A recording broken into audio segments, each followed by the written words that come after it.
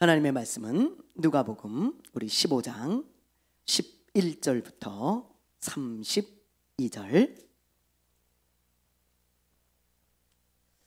누가복음 15장 11절부터 32절 121페이지에 있습니다. 우리 여러분들이 익히 잘 아는 그런 말씀입니다. 우리 한번 다 같이 교독하도록 하겠습니다. 또 이르시되 어떤 사람에게 두 아들이 있는데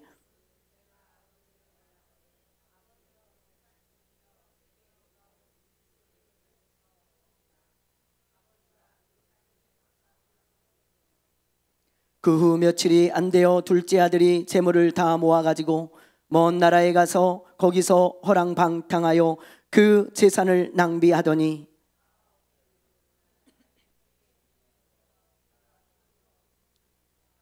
가서 그 나라 백성 중 한 사람에게 붙여 사니 그가 그를 들로 보내어 돼지를 치게 하였는데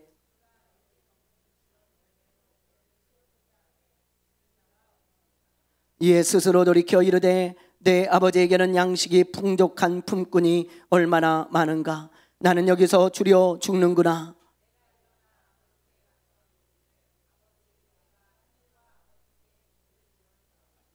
지금부터는 아버지의 아들이라 일컬음을 감당하지 못하겠나이다. 나를 품꾼의 하나로 보소서 하리라 하고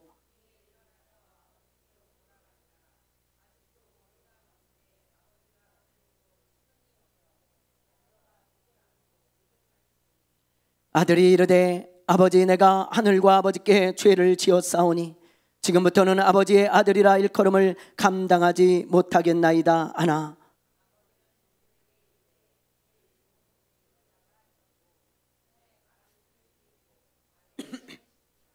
그리고 살찐 송아지를 끌어다가 잡으라. 우리가 먹고 즐기자.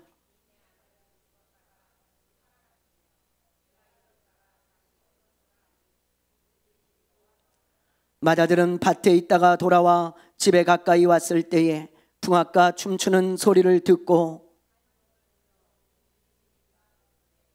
대답하되 당신의 동생이 돌아왔음에 당신의 아버지가 건강한 그를 다시 맞아들이게 됨으로 인하여 살찐 송아지를 잡았나이다 하니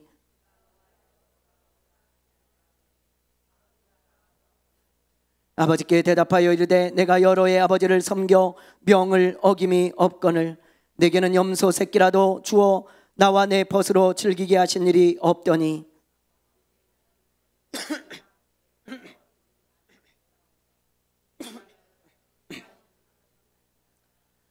아버지가 이르되 예 너는 항상 나와 함께 있으니 내 것이 다 내 것이로되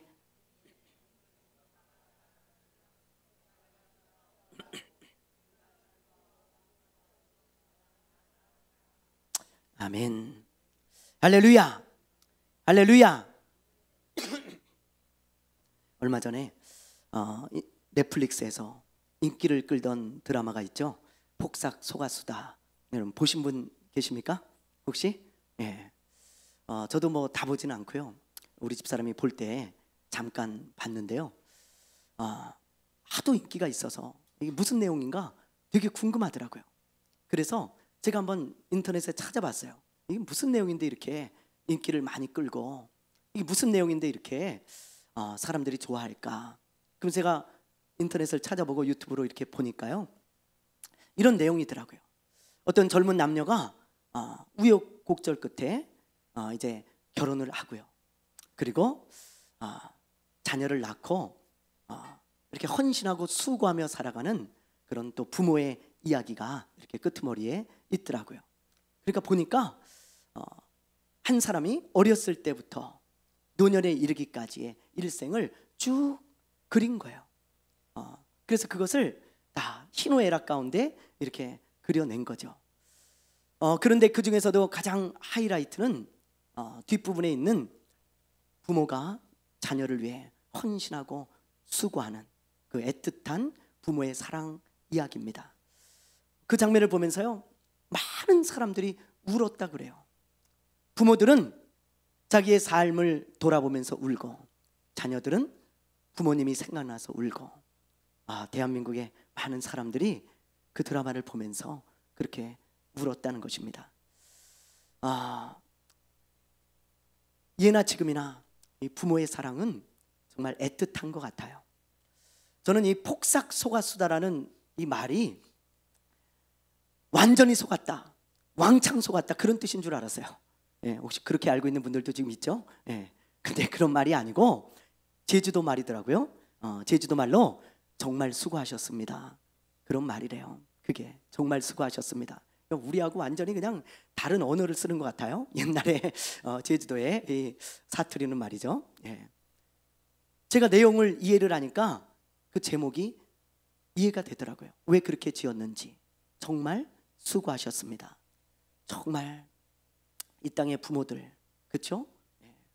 파란만장한 삶을 살았던 이 땅의 이 시대의 부모들에게 위로와 격려를 주는 그런 제목 아니겠습니까? 정말 수고 많으셨습니다. 그렇게 감독이 이 땅의 부모들에게 주는 메시지예요.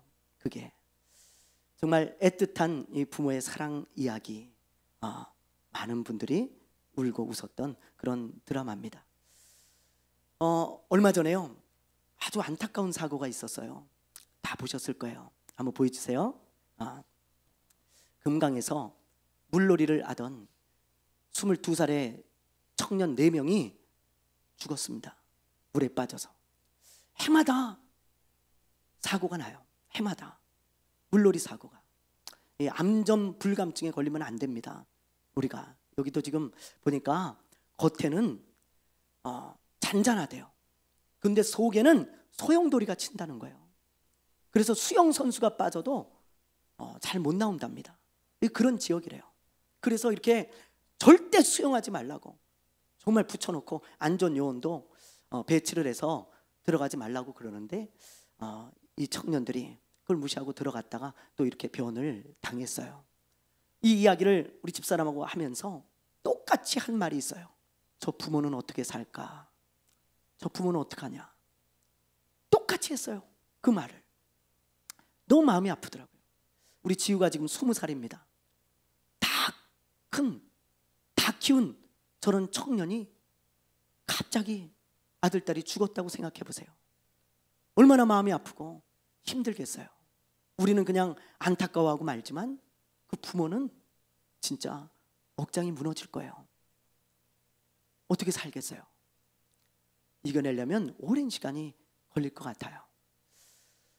여러분, 이 애틋한 부모의 마음이 이런 뉴스를 봐도 제가 부모기 때문에, 또 우리가 부모기 때문에 이렇게 전달이 되어지죠. 부모의 마음은 정말 애틋한 것 같아요. 자식을 향한 그 부모의 마음, 누가 알 수 있겠습니까? 하나님이 주신 하나님의 마음이죠.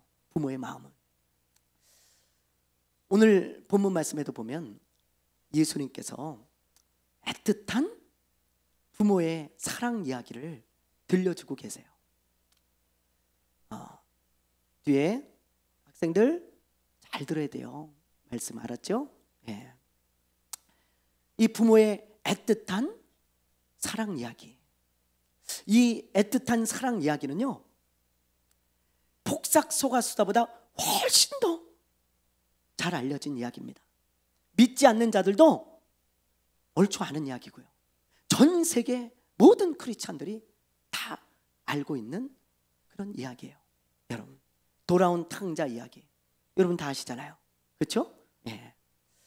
이 돌아온 탕자 이야기를 오늘 다시 한번 우리가 살펴볼 텐데, 오늘은 허랑방탕하게 살던 그 탕자 둘째에 초점을 맞추는 게 아니고 첫째 아들에 우리가 초점을 맞추고 이 말씀을 함께 나누려고 합니다.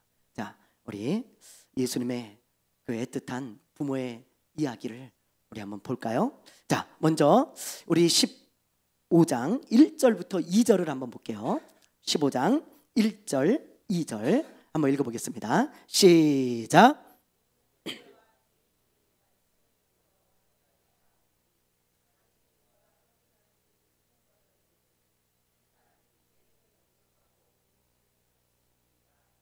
네, 예수님께서 어느 날 식사를 하면서요, 어떤 사람들하고 대화도 하고 말씀도 가르치고 그러셨어요.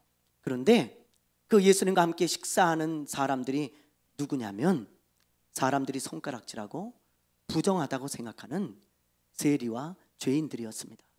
다 손가락질하고 수군거리는 그런 사람들이었어요. 그런 사람들과 함께 식사를 하고 그런 사람들과 대화를 하고 말씀을 가르쳐 주시니까 바리새인들이 그 모습을 딱 보고요, 수군거리는 거예요. 역시나 저 예수님은 의로운 사람이 아닌가 봐. 아니 어떻게 저런 죄인하고 식사를 같이 할 수가 있어? 예수님 저렇게 부정한 사람이었나? 아니 저 사람은 하나님의 사람이 아닌가 봐. 저 사람이 어떻게 저런 짓을 할 수 있지? 야, 이게 말이 돼? 그러면서요 수군수군 되는 것을 보게 되어집니다.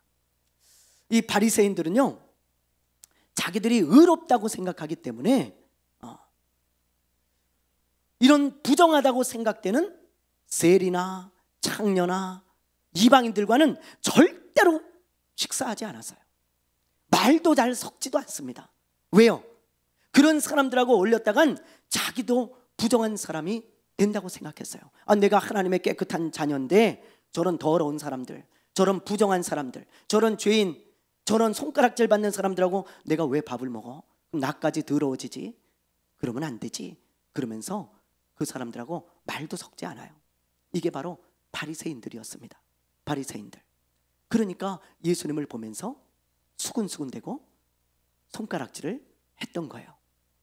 그때 예수님이 그걸 아셨어요. 그리고 그 사람들에게 세 가지 이야기를 들려주십니다. 세 가지 이야기. 첫째 이야기는 잃어버린 양을 찾은 주인의 이야기.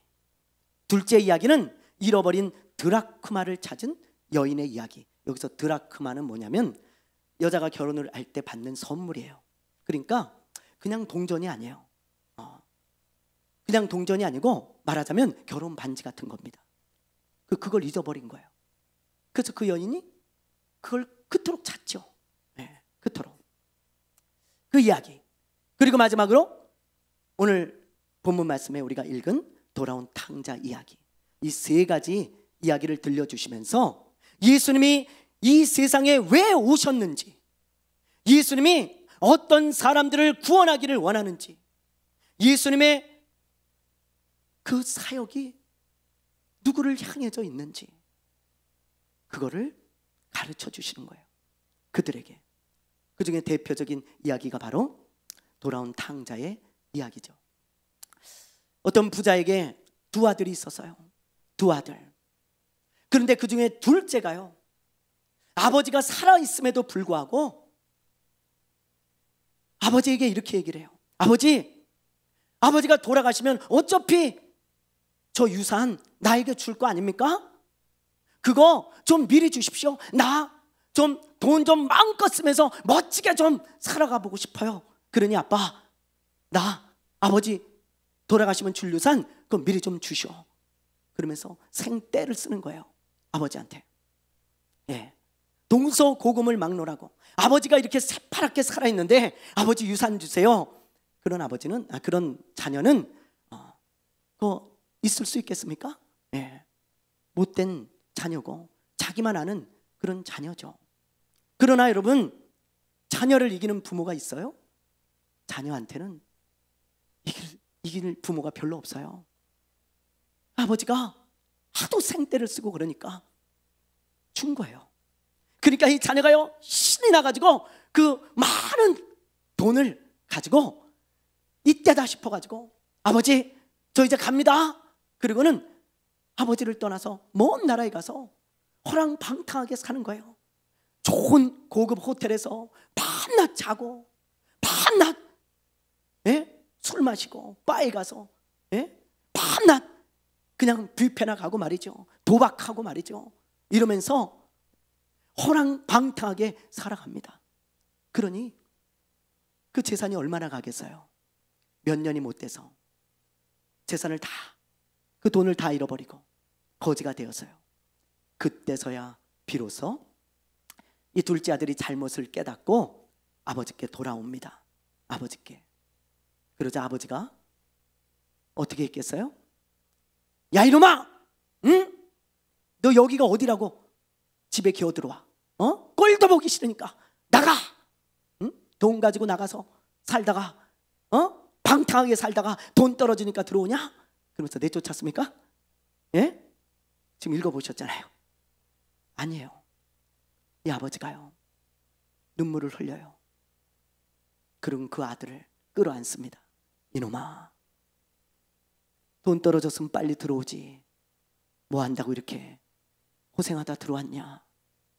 아빠가 너 기다리고 있었어. 아빠는 너 다시는 못 볼 줄 알았다. 근데 내 잃어버린 아들이 돌아왔구나. 그러면서 흐느껴 울면서요 그 아들을 꼭 끌어안아주는 거예요. 이 아빠가요 이 방탕한 이 둘째 아들을 다 용서하고 받아주는 겁니다. 그 이야기를 하시면서 예수님께서 이 아버지가 하나님 아버지라는 거예요. 하나님 아버지. 그리고 이 방탕하게 살던 이 둘째는 너희들이 손가락질하던 그 부정한 사람들, 너희들이 수군대고 있는 저 죄인들, 세리들, 저 이방인들을 말하는 것이다. 그러면서 예수님께서 말씀하시기를 하나님 아버지는 너희들이 손가락질하고 수군대고 부정하다고 하는 그 자들을 기다리고 계신다. 용서하기 위하여 하나님은 그들을 용서하고 하나님의 자녀로 받아주기를 원하고 계신다. 그걸 설명해 주십니다. 그 이야기를. 예. 그 바리새인들이 듣고 얼마나 뜨끔했겠어요. 그렇지 않겠어요? 그런데 이 이야기가 여기서 끝이 아니에요. 여기서. 예. 오늘 요 뒷이야기를 우리가 집중적으로 살펴보려고 그래요. 이 이야기가 끝이 아니고 첫째 아들의 이야기가 남아있잖아요. 첫째 아들. 자, 밭에서 일을 하다가 집으로 첫째 아들이 돌아오고 있습니다.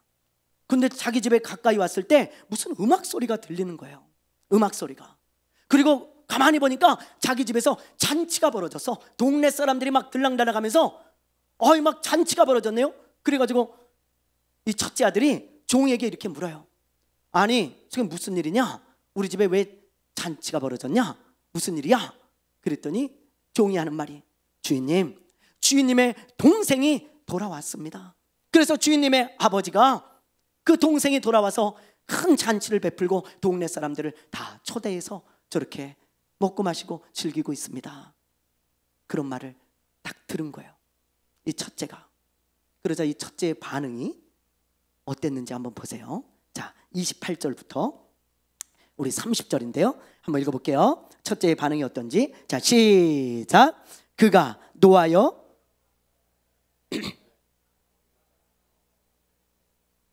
자, 29절 30절 시작. 아버지께서 대답하여 이르되 내가 여러 해 아버지를 섬겨 명을 어김이 없거늘 내게는 염소 새끼라도 주어 나와 내 벗으로 즐기게 하신 일이 없더니 아버지의 살림을 창녀들과 함께 삼켜버린 이 아들이 돌아오매 이를 위하여 살찐 송아지를 잡으셨나이다. 여러분, 이 아들이 화가 머리끝까지 난 거예요. 크게 분을 내면서 아버지에게 막 따집니다. 화를 내면서. 아버지, 이게 말이 됩니까? 아니 저는 아버지를 도와서 열심히 일을 하고 그리고 아버지의 말씀에 순종해서 여태까지 살았어요. 그러면 잔치를 베풀면 저를 위해서 잔치를 베풀어야지. 아니 저 아버지의 유산을 가지고 저 도망가가지고 허랑방탕하게 살다가 재산 다 까먹고, 제가 이렇게 말하는 것보다 더 소리를 질렀을 것 같아요. 허랑방탕하게 살던 저놈이 돌아오니까 잔치를 한다고요? 그러면서 막 아버지에게 소리를 치는 거예요. 막 소리를.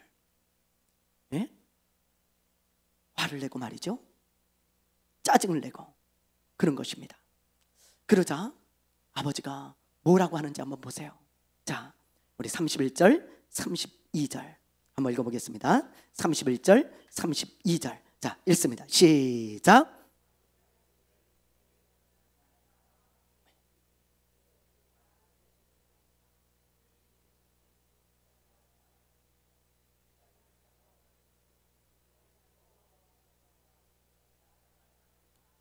아버지가 뭐라 그럽니까? 얘야, 네가 내 말에 순종하고 나를 도와서 열심히 일한 거 아빠가 다 알아.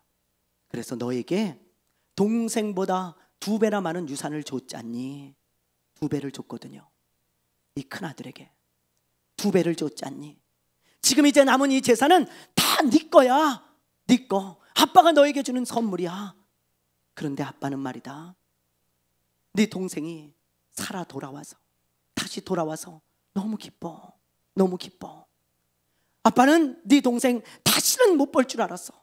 그런데 이렇게 다시 돌아왔으니 아빠는 너무 기뻐서 잔치를 하지 않을 수가 없다. 아빠가 너무 기뻐서 잔치했는데 그게 그렇게 못마땅하냐? 그러면서 아빠가 이야기를 해요. 근데 그 이후로 어떤 이야기도 없죠. 그러니까 이 큰 아들은요, 그 아빠의 이야기를 듣고도 화가 풀리지 않은 거예요. 머리 끝까지 화가 나가지고 아빠를 멸시하고 있습니다. 자, 그래서 렘브란트라는 화가가요, 이런 그림을 그렸어요. 자, 한번 보여주세요. 렘브란트가 그린 돌아온 탕자에 대한 그림입니다.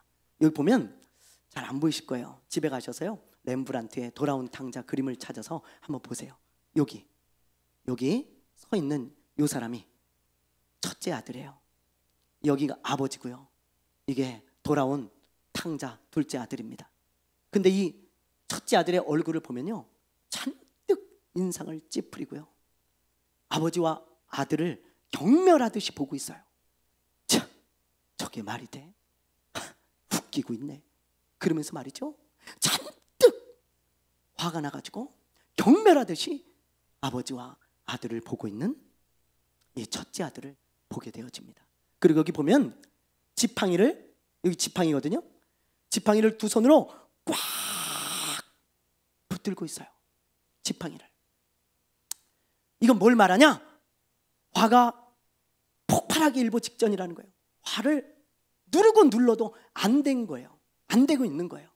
그래서 화를 누르려고 지팡이를 꽉 누르면서 아들을, 또 동생을, 그 아버지를 경멸하듯이 바라보고 있는 거죠.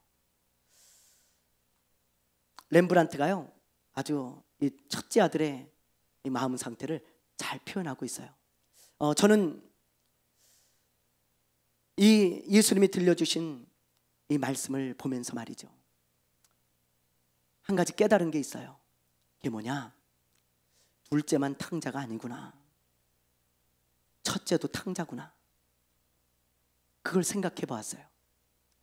둘째는 교회 밖에 있는 탕자였습니다. 아버지를 떠나서 허랑방탕하게 살면서 아버지의 마음을 아프게 했던 교회 밖의 탕자예요. 그러나 첫째는 아버지와 함께 살고 있어요. 아버지와. 그러면서 아버지의 일을 하고 있어요. 아버지의 집에 있습니다. 그런데 여전히 아버지의 마음을 아프게 해요. 하나님의 마음을 모르고 아버지의 마음을 아프게 하는 이 첫째도 역시 아버지의 마음을 아프게 하는 탕자였다는 거예요. 탕자. 저는 이런 사람들을 교회 안에 있는 탕자라고 부릅니다. 여러분, 이 첫째를 잘 생각해 봐요. 오늘날 이 첫째 같은 크리스천들이 얼마나 많을까요? 하나님의 마음을 몰라도 너무 몰라요. 아버지는 기뻐가지고 동생을 끌어안고 막 눈물을 흘리고 있는데, 이 첫째는 그런 아버지의 마음을 모르고 화가 머리 끝까지 나가지고 아버지를 경멸하듯이 바라보면서 아버지의 마음을 아프게 하고 있습니다. 잔치 자리에 절대 참여하지 않았어요. 이 첫째는 들어가지 않았다 그랬거든요. 아버지의 마음이 얼마나 아팠겠어요. 얼마나 아버지의 마음이 후벼 파는 아픔을 느꼈겠습니까? 저는 어떻게 보면 이 첫째야말로 진짜 탕자가 아닐까, 그런 생각이 들더라고요. 오늘날 교회 안에 이런 사람이 참 많습니다. 신앙생활은 잘하는 것 같아요. 교회는 열심히 다녀요. 하나님의 일도 합니다. 그런데 아버지의 마음을 너무 몰라요. 하나님의 마음을 몰라도 너무 몰라요. 그래서 늘 하나님의 마음을 아프게 해요. 하나님의 마음을 후벼 팝니다. 그게 바로 교회 안에 있는 첫째예요. 탕자죠. 요나를 보세요, 여러분. 요나는 선지자였어요. 그렇죠? 선지자. 하나님의 말씀을 전하는 선지자입니다. 그래서 겉으로 볼 때는 아주 훌륭한 크리스찬이에요. 잘 믿는 크리스찬입니다. 그런데 요나의 문제가 뭡니까? 요나의 문제가요, 하나님의 마음을 몰라도 너무 모른다는 거예요. 하나님의 말씀을 전하는 선지자인데 하나님의 마음을 몰라. 이 선지자가 어느 정도로 모르냐? 하나님은요, 이스라엘의 원수들도 회개하고 돌이켜 살기를 원하신다 그랬어요. 에스겔서에 보면 하나님이 이런 말씀을 하시죠. 나는 악한 자라도 회개하고 돌이켜 살기를 원한다. 그런 말씀이 있어요. 하나님은 그런 마음이세요. 어떤 죄인도, 어떤 악한 사람도 회개하고 돌이켜 하나님께 돌아오고 살기를 원하세요. 그런데 요나는 그런 마음이 아닌 거예요. 요나는 하나님이 이스라엘 백성들을 선택했다는 선민의식에 꽉 사로잡혀가지고 이스라엘의 원수는 당연히 멸망하고 다 죽어야 된다고 생각했어요. 다 죽어야 된다고. 그래서 하나님이 저 이스라엘의 원수인 니느웨에 가서 너희들의 죄를 회개하지 않으면 하나님이 멸망시킬 거다, 그렇게 외치라고 했을 때 이 선지자는 죽어도 가지 않습니다. 니느웨로 가는 배를 타지 않고 거꾸로 다시스, 지금의 스페인으로 가는 배를 타고요, 어떻게 하냐면 배 맨 밑에 내려가서 하나님 난 싫어요 그러면서 낮잠을 자는 거예요. 잠도 안 오는데 억지로 막 잡니다. 그게 요나입니다. 그런 요나를 하나님이 볼 때 얼마나 마음이 아팠겠어요. 요나야, 넌 내 마음을 너무 모른다. 너무 모른다. 나는 저들이 비록 이스라엘의 원수지만 저들이 회개하고 돌이켜 살기를 원해. 근데 요나는 그런 하나님의 마음을 모르고 오히려 하나님께 따지듯이 하나님, 저는 죽었으면 좋겠어요, 저들이. 그러니 하나님의 마음이 얼마나 아팠겠어요. 결국 우여곡절 끝에 요나가 니느웨로 가서 외치지 않습니까? 회개하지 않으면 이 성을, 하나님이 이 도시를 멸망케 할 것이다. 그때 왕부터 시작해서 모든 사람들이 회개합니다. 하나님 앞에 죄를 고백하면서. 그래서 하나님이 기뻐하며 그들을 살려주세요. 근데 요나의 마음은 어땠을까요? 요나의 마음은 어때요? 하나님께 이 첫째 아들처럼 막 화를 내는 거예요. 막 짜증을 내는 거예요. 하나님, 이럴 수가 있냐고. 우리 원수를 이렇게 살려줄 수가 있냐고 막 화를 내고 짜증내는 요나의 모습을 우리가 요나서를 통해 보지 않습니까? 저는 요나서를 볼 때 이 첫째 아들이 생각이 나요. 첫째 아들. 하나님은 기뻐하세요. 기뻐하고 계세요. 근데 요나는 화를 내고 있습니다. 이 첫째가 지금 딱 그렇잖아요. 아버지는 기뻐서 눈물을 흘리고 있어요. 근데 이 첫째 아들은 화를 내며 아버지의 마음을 아프게 하죠. 똑같지 않습니까? 교회 안에 있는 탕자들이에요. 여러분, 우리의 모습이 어떤지 오늘 좀 돌아보기를 원합니다. 정말 우리 이거 너무 중요한 말씀이에요. 하나님은 우리가 단지 교회만 왔다 갔다 하는 것을 기뻐하지 않습니다. 하나님은 우리가 하나님의 마음을 알기를 원하세요. 하나님의 마음을. 부모의 속을 아주 징그럽게 썩이는 사람을 청개구리 같다 그러잖아요. 청개구리. 왜 청개구리 같다 그럽니까? 우리가 어렸을 때 읽은 동화 때문에 그렇죠. 예? 어떤 연못에 청개구리 엄마하고 아들하고 살았어요. 그런데 이 청개구리가요, 말을 징그럽게 안 들어요. 엄마 말을. 위험한 데 가서 놀지 말아라 그러면 위험한 데만 골라다니면서 다 놉니다. 멀리 가지 말아라 그러면 멀리 가서 놀다 들어와요. 밤늦게. 예? 공부하라 그러면 저 자고요. 예? 싸우지 말라 그러면 밤낮 싸움질하고 들어와요. 여러분, 그런 청개구리. 그래서 엄마가 화병이 걸렸어. 화병이. 여러분, 청개구리가 왜 죽었냐면 화병 때문에 죽은 겁니다. 그 엄마 개구리가 화병이 걸려가지고 이게 도저히 살 수가 없는 거예요. 그래서 시름시름 앓다가 죽어가면서 유언을 하죠. 엄마가 죽거들라 저 산에 묻지 말고 연못에 묻어다오. 왜 그래요? 또 거꾸로 할까봐, 뻔히 아니까 그렇게 말을 해요. 근데 이놈이 엄마가 돌아가시자 철이 들어가지고, 예? 연못에다 탁 묻죠. 그리고 비만 오면 엄마 무덤이 떠내갈까 봐 개골 그러면서 운다는 거예요. 예? 여러분, 교회 안에 이런 청개구리 같은 성도가 얼마나 많습니까? 하나님이 화병 걸릴 것 같은 사람들. 예? 여러분, 하나님이 정말 청개구리 같은 사람들 때문에 화병 걸릴 것 같은 사람들 너무 많아요. 여러분, 우리가 혹시 그렇게 하나님의 마음을 모르고 하나님을 화병 걸리게 하는 그런 철없는 탕자 같은 사람이 아닌지 우리가 오늘 돌아봐야 돼요. 제가 아는 선교사님 중에요, 이런 분이 계세요. 선교사님 아들이 있는데 이 아들이 아빠가 선교사로 나가서 이제 고생하니까 어렸을 때 같이 따라 나갔거든요. 고생 직살나게 했어요. 이 아들도 가난하죠. 저 후진 나라에 가가지고 사니 얼마나 힘들었겠어요. 그래가지고 한국으로 이제 커가지고 돌아왔어요. 교회도 안 나가요. 아빠 아주 속 무지하게 쓰였습니다. 밤낮 술 먹고 다니고요, 음주운전하다 걸려가지고 경찰서 들락날락거리고 밤낮 싸움질하고, 그리고는 아빠를 나는 이해하지 못하겠다고, 난 아빠처럼 살지 않을 거라고, 예수님이 어딨냐고 아빠의 마음을 후벼 팠어요. 아빠 때문에 나는 가난하게 살았고 아빠가 나에게 해준 게 뭐가 있냐고, 난 아빠 때문에 고생만 했다고, 그러면서 아빠한테 화를 내며 아빠를 경멸하는 거예요. 이 큰아들처럼. 이 선교사님을 만날 때마다 기도해달라고 저한테 부탁하고 기도해달라고 그러셨습니다. 너무 마음이 아프다고, 너무 힘들다고, 내가 선교지에 나가 있는 것보다 더 힘들다는 거예요, 그 아들을 보면.